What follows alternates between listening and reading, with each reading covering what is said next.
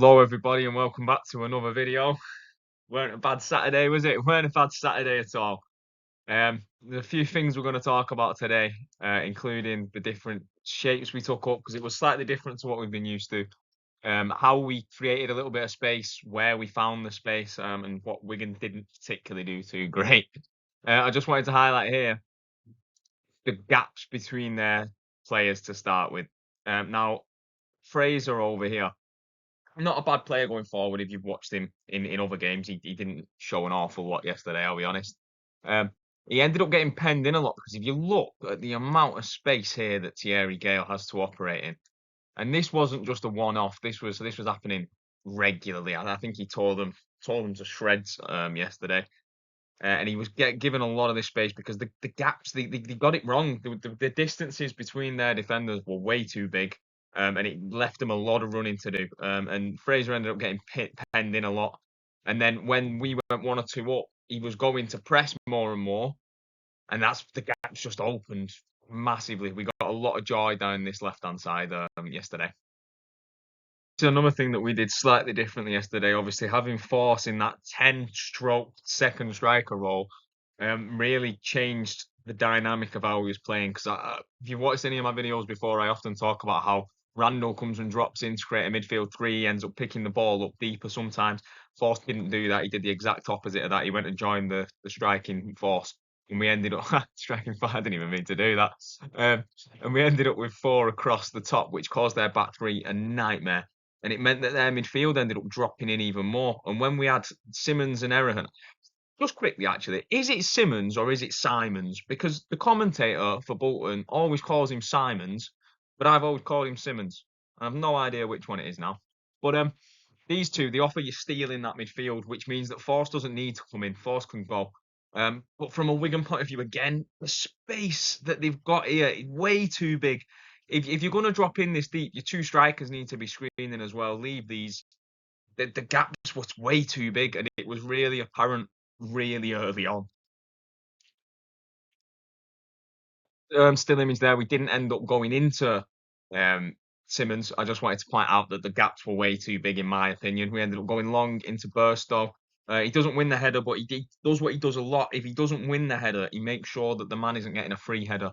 It comes back into this area. And what I like is Conway was here and he just dropped off straight away. The second this man picked up the ball, and we've got 1, 2, 3, 4, 5, 6, 7 pressing straight on him. If you look straight away, can't get to here, can't get to this man. I mean, it'd be a suicide pass playing it to there.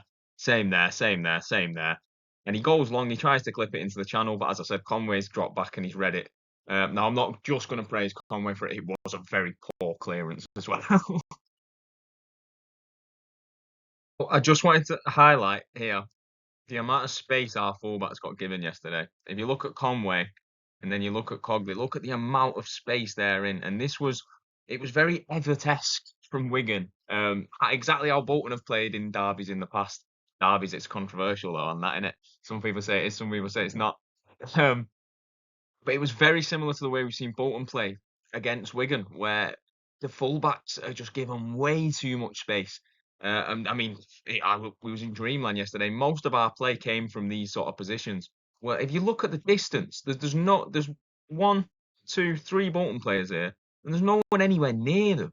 Again, if it gets switched, Cogley and Amario here, the amount of space we got given out wide was insane, especially considering the talent our wingers have. I mean, there were times they came and doubled up on Amario, but you'll let Gale and Conway just run the show down this side. He's started to move up the field with the ball a little bit. You can see that 4, and you can see that 4. And it caused them problems. Gale stayed really wide. They've had to shift across because otherwise you're leaving Conway and Gale 2v1. I think Gale's 1v1 there anyway. And because of the fact that Amario, Burstow and Force are taking up these positions, these midfielders have to drop in, which again creates all of this space. And there was so much space. Again, we're 3 minutes in, but the writing was on the wall quite early on for me because I was quite astounded by the amount of space they give us. I mean, I know we're at home and sometimes it's better to drop in deep, but I mean, you can see where the 2 forwards are. They weren't really even dropping in deep. And I know these are probably there for the turnover. they give us way too much space. I mean, I was buzzing with it. I'm sure you lot were buzzing with it. But yeah, I couldn't quite believe what I was seeing from their point of view. Here again, though, it doesn't go into the middle. Conway gets 1v1 with this man, takes him on, puts a cross in, it comes to nothing. It weren't a bad ball in that. Simmons has just won the ball back, coming back, and he plays it into Conway.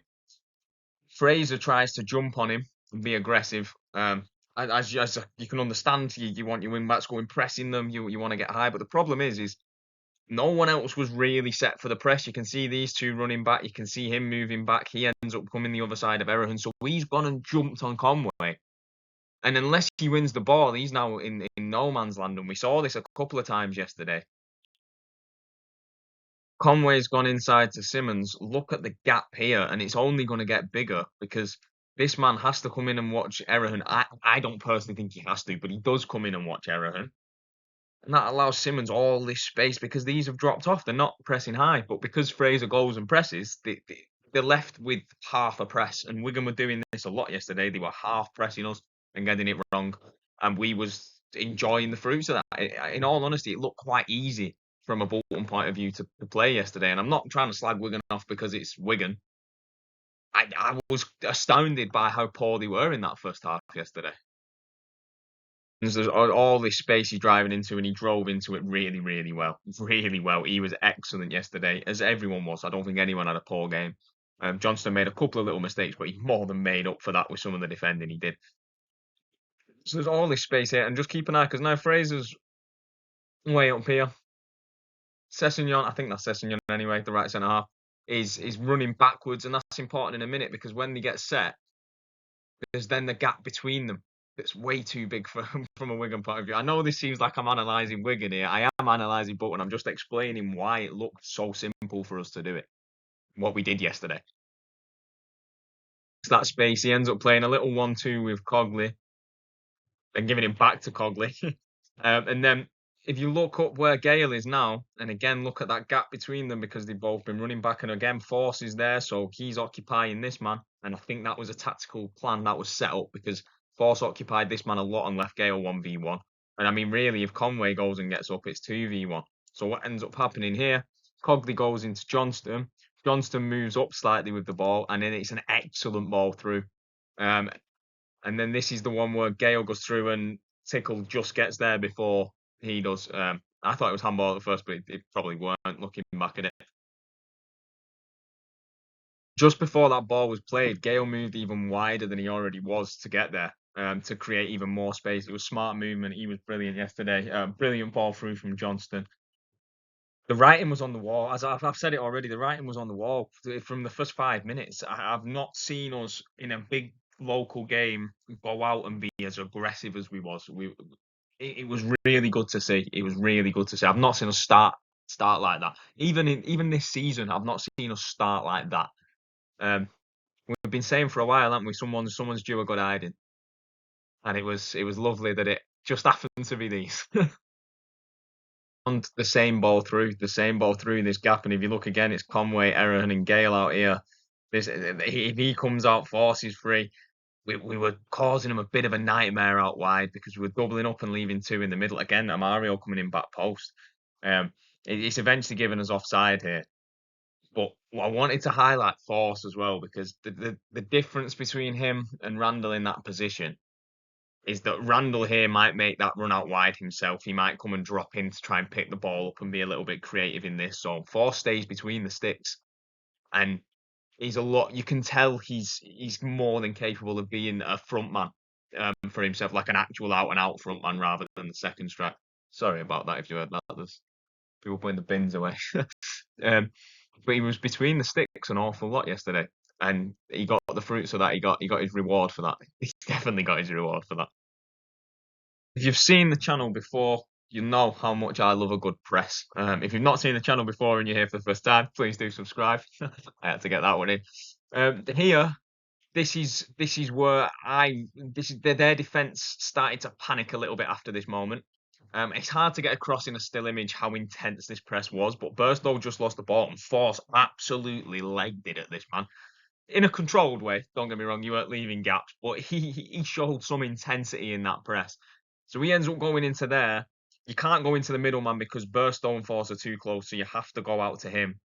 Force ends up dropping back in, and if you Simmons dives up here, Errahon dives up here, and Mario comes into here. So as he comes wide, not coming back this way, and we ended up forcing them long. I think they won a throw in off it, but it was so aggressive, so early on. And again, big local games. How many times have we seen us turn up and not be aggressive? It was absolutely fantastic to see there, especially Aimson. He wanted nothing to do with the ball after this, and he made a couple of very poor mistakes, shall we say. But I've just said Simmons comes up onto his man. Errahon's tight with his man. I say tight. He's if he takes a touch, he's on him straight away. Gale's the same with his man. Force is in here, so he's not coming into this zone. He can't come back this way because Mario's on him. He has to go long, and because of the way Burstow's running at him, he's not allowing him to turn this way anyway. It's a good press. It's a very good press, and we saw this sort of intensity a lot yesterday. I tweeted out saying I thought we were going to score off a turnover, and I mean, Mystic Mac, what can I say? But you could see it because of how aggressive we were. And I mean, Force especially, I think he won both the turnovers that we scored from. I was very, very impressed with him yesterday.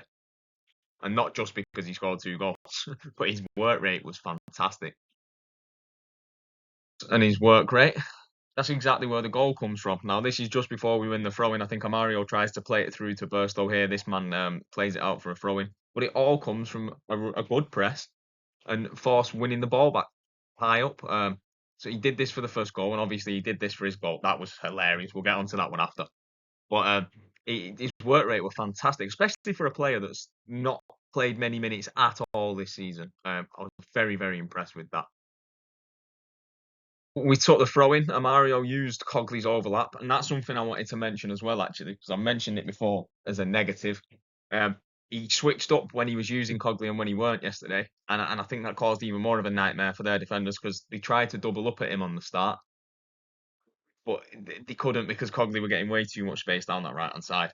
So just mixing that up a little bit freed Mario up a little bit. I don't think it was his best game personally yesterday, but it was hard to shine when you had Gale in all this space. You had Force bombing into the box and getting goals. You had Burstow with a scream. It was hard to shine. He didn't do anything particularly wrong. It was just a steady game. Same with Cogley, really. Although when we were defending, Cogley was incredibly aggressive, stayed very, very tight to his man. A couple of times. I'm pretty sure if their keeper doesn't dive for it and take a touch, I think this man's clearing it. Now, maybe it's not a brilliant clearance anyway. Maybe he kicks it straight to Force. I'm not sure, but it's a little bit unlucky from their point of view that he happens to touch it straight to Thierry Gale. Not that I'm going to complain about that. I was absolutely buzzing with it.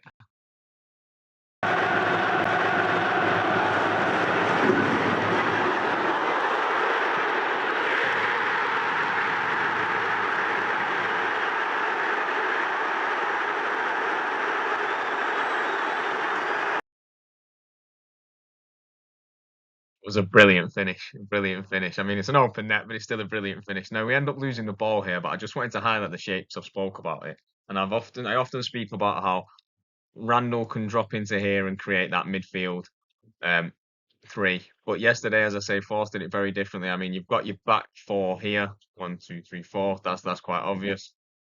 Just draw that little line. There's your back 4. It's not the greatest line in the world, I'll be honest. Here's your midfield 2. They weren't just playing like a midfield 2, 2 direct centre mids. One of them were dropping in at times, and they were switching who were doing that, so it caused the other team a bit of a nightmare. And then obviously you've got what I think caused them the biggest problem was this wide front 4 up here. Because when you're playing a back 3, I mean, you can see the right centre half there. He's out with Gale forcing, and then Mario's got this bit. And I know we end up losing it here, but it's difficult because if you're from a Wigan point of view, you want your players getting up, especially your wide players. You want them getting as high as they can, getting the ball in the box and causing us problems that way. But they couldn't because of this 4 that we played, and because we had Errahon and Simmons that controlled the middle and almost bullied them into dropping off. We found it really easy to move them about. So depending on how you view it, we switched from a 4-2-3-1 into a 4-2-4 or a 4-4-2. rather than going into that 4-3-3, because with Simmons and Eriksen in the middle, we didn't need the extra midfielder. They were more than capable of doing that themselves. We have the build up to the second goal, where Murray again goes and jumps and tries to press Conway. Conway plays it round him. Sessegnon ends up coming in and picking the ball up, but then Conway makes a 10-15 yard sprint at him, takes the ball off him. Again, we're on about intensity, we're on about aggressiveness, takes it off him, and Sessegnon and Fraser Murray are then left in no man's land up here, which allows Gale an obscene amount of space. Obscene, I like that word. An obscene amount of space down this left-hand side, and he used it correctly. He didn't try and come in, he didn't cut off the space, he used it correctly, went down to about here.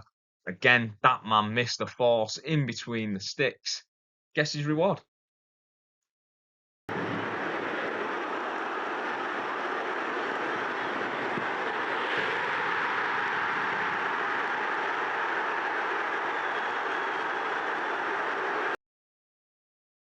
Now, this is from a throw-in. Again, I just wanted to highlight this space because now they're 2 down. I feel like I'm talking about Fraser Murray more than I'm talking about most of our own players, but he was a big part of why they had a problem over here. And that's not me having a go at him as a player before. If there's any Wigan fans watching this, they go and dislike the video. Please don't do that. It just, when you're playing against a team with wingers of the caliber that our wingers are, you can't have distances like this. And again, it's from a throw in. You wouldn't expect Gale to the ball to be getting anywhere near Gale, right? But the problem is for them is Sharman Lowe is more than capable of kicking it that long and with accuracy. So it ends up going back into Teddy, goes into Gale, he takes it past his man, and this is where he tries that little dink over the top through to Force, but their man wins the header. But again, how much confidence does that show from him? When we think about the player we were seeing 3 or 4 games ago to the player we saw yesterday, it's night and day. And I think that's a big credit to Steven Schumacher and his team. They must be doing something right with him. And it's a big credit to him himself as well, because he's clearly putting the work in. Absolutely brilliant again yesterday. I've said that a few times now. I've tried to use different words than brilliant and fantastic in this video, but I keep going back to them. Enough, if you saw the last video on the Leyton Orient game, I was talking an awful lot about how we pressed when their goalkeeper had the ball, right? And this is what we scored from. This is where Burstow's goal come from. It was lovely. He moves it up to around here, tries to go into this midfielder, who then tries to play to the other midfielder, but the distance between them is way too short, and Force doesn't follow him in. He stays around here and comes in from behind. And because he's coming back towards his own goal, these two are less likely to see him. Just takes the ball off him and plays it into Burstow, and what a finish! I'm not sure if that is exactly the same player I was saying it was on the other one, but he's tried to play it into here.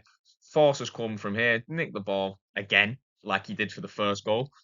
Plays it into Burstow, and it's an outstanding finish from Burstow, isn't it? I mean, the little touch inside, he can do it all as a forward player at this level, can't he? He's really showing us a lot of strings to his bow. But I've got just next to it, I have got exactly what I just said on the last screen on this one, but the touch inside is exquisite. I don't know where he's going. He's off him.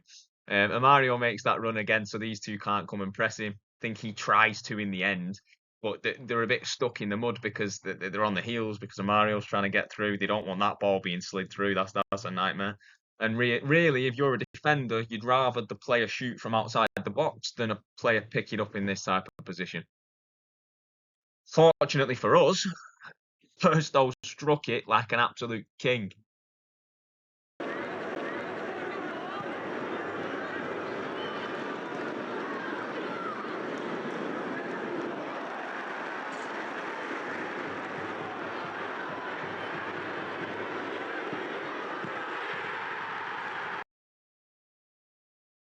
Fairness to Wigan, they weren't as bad in the second half as they were in the first. They did try to change things, and I think the first thing they did was go to that back four, as you can see here. And it helped because the distances are a lot smaller. Again, I mean, this is them on the ball, but it's a lot more. They can spread out. It's a lot more difficult to press. It's again, I just think it was a little bit naive of them to turn up playing that back three, especially with Sessegnon, and I'm not claiming to be an expert on Wigan, but I'm pretty sure he is more of a fullback. Playing that right centre back role, we saw it so often with Bolton when Gethin Jones would play that right centre back role, and just weren't a centre back. He'd end up getting too wide and leaving the gaps too big, and it causes problems. But I mean, they changed it. They weren't as poor in the second half, and this also explains why it sort of quietened down a little bit. Why the second half weren't quite as exciting. Why we didn't all put 7 or 8 past them, because they changed things. Um, it weren't just us. And I mean, naturally, the game is going to slow down when you're 3-0 up, especially when you go 4 so early. Um, but yeah, it just meant we had to figure them out. And I mean, Force, he figured them out very, very early.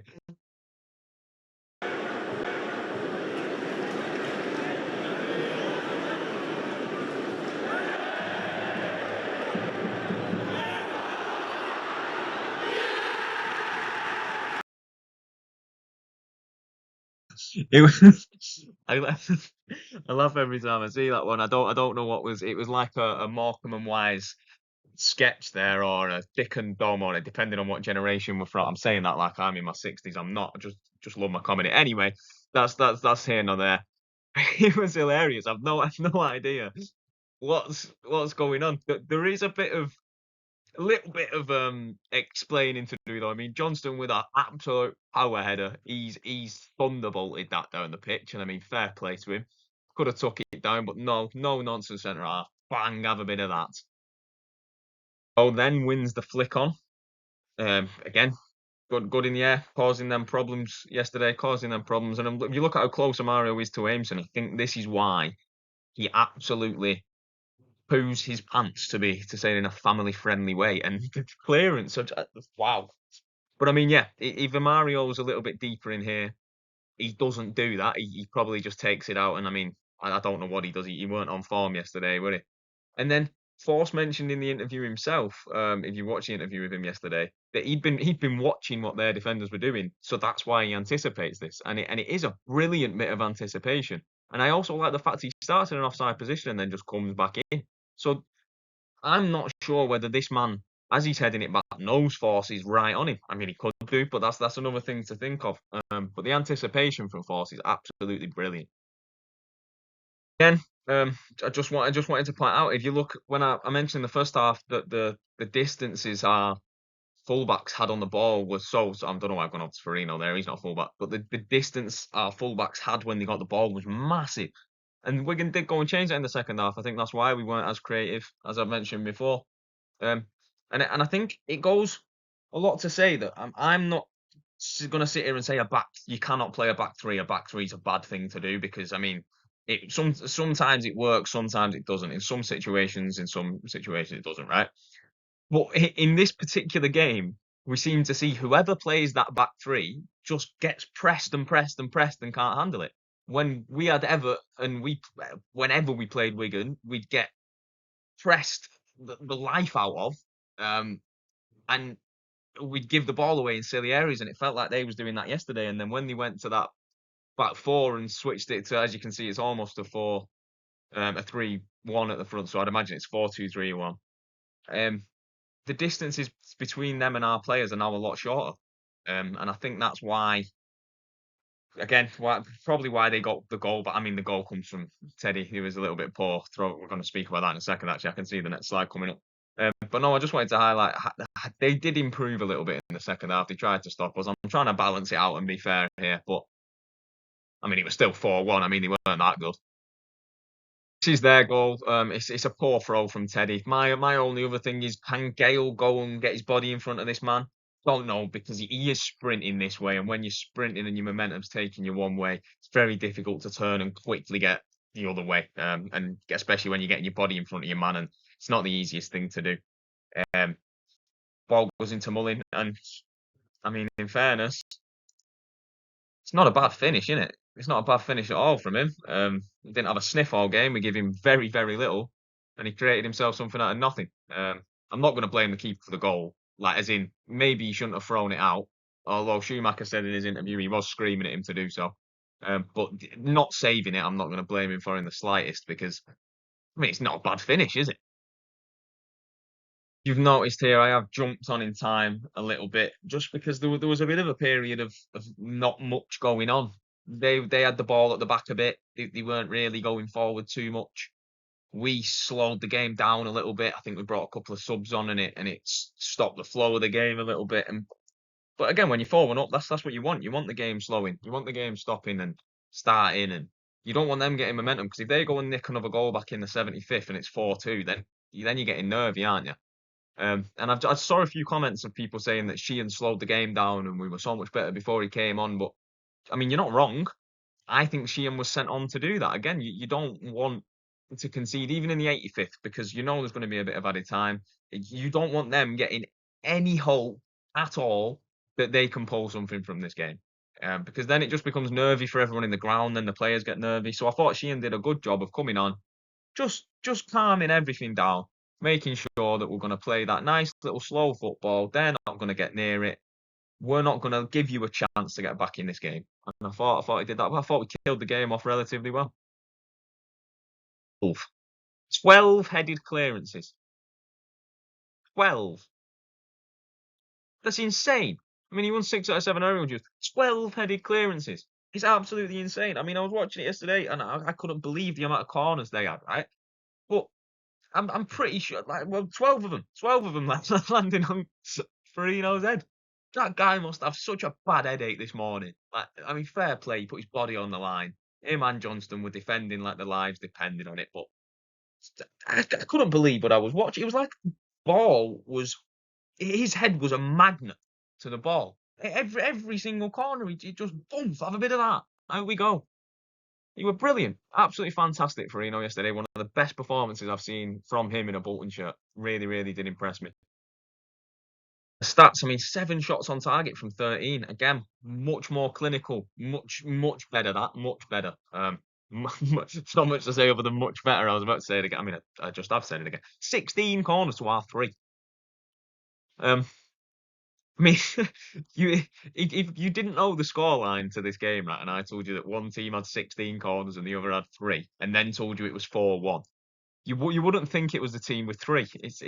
I've never seen such a discrepancy. Is that the right word?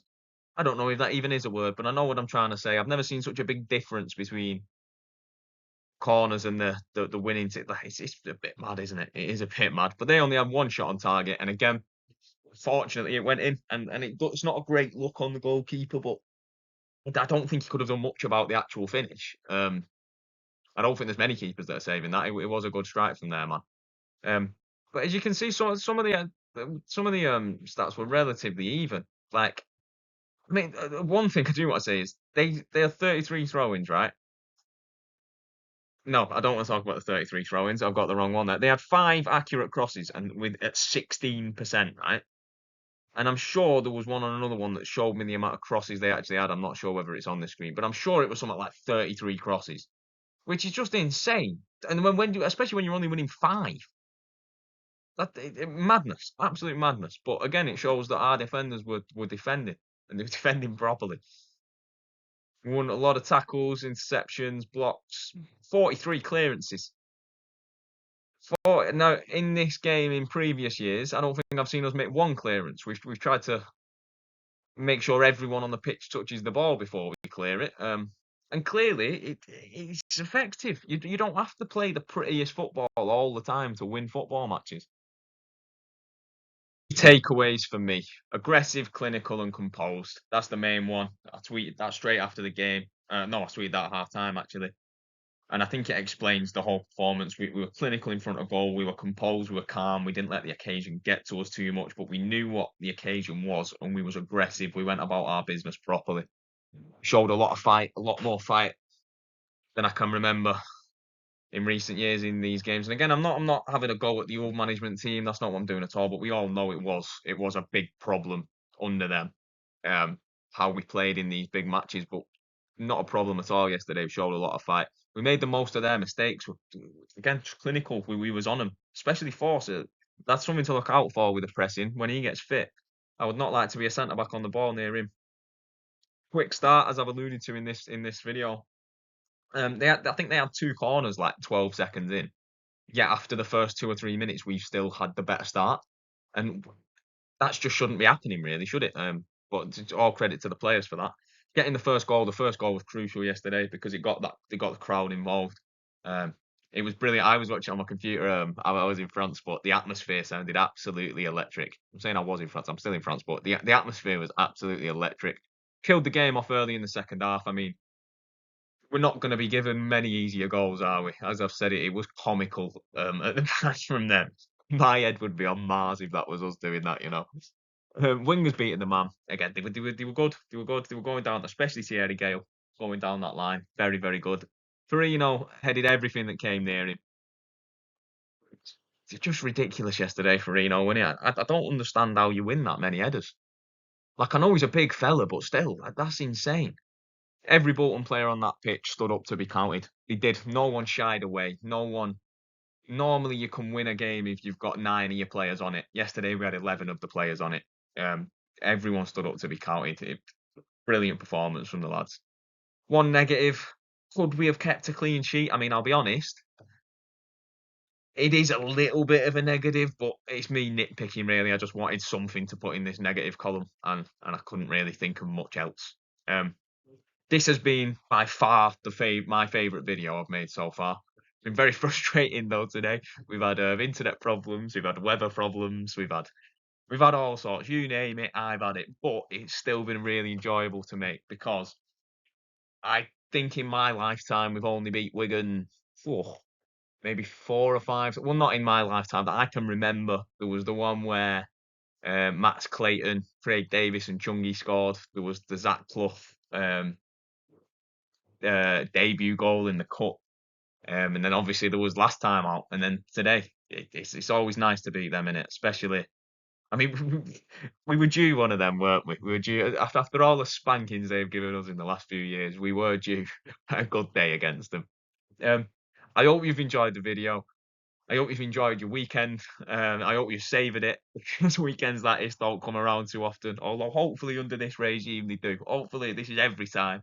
Hopefully next time it's 5 or 6-1. When we go on a stupid run where we don't lose for 10 years, it'd be lovely, wouldn't it? Oh, I can already tell if we go and lose at their place, someone's gonna clip that. But yeah, as I say, I hope you've enjoyed the video today. Any likes, comments, subscribing, anything like that is massively appreciated. And I shall catch you guys next time.